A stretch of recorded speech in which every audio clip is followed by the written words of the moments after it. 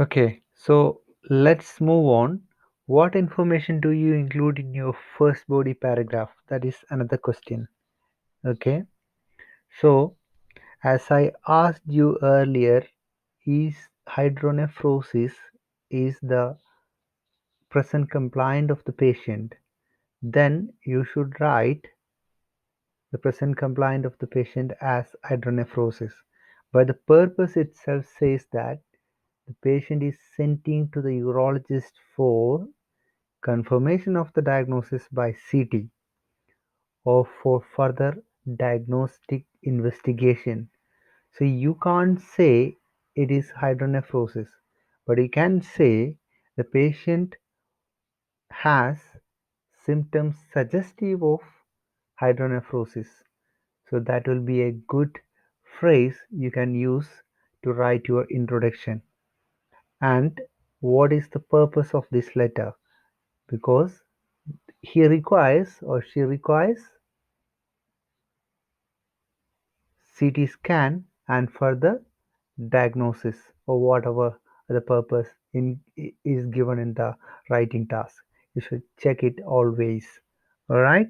So the next thing is, what information do you include in your first body paragraph? Since this case note is a visit based one, we can organize it chronologically.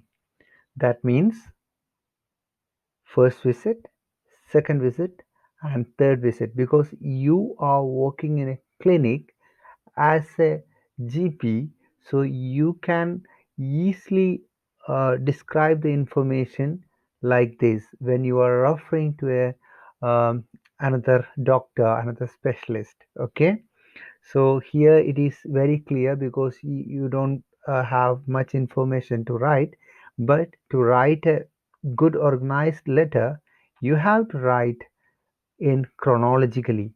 So you should write when X was admitted and what was the trouble or he or she had during that time. That is the first para, because that is the first visit of the patient.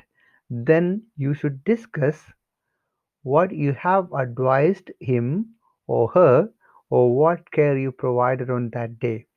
This constitute the whole paragraph because that's one idea. That's the first day's visit.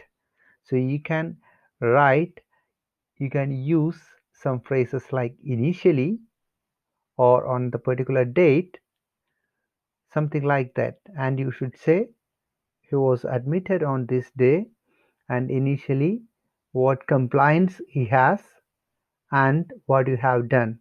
So we will discuss it further later because we are just discussing how you can organize this letter. Okay.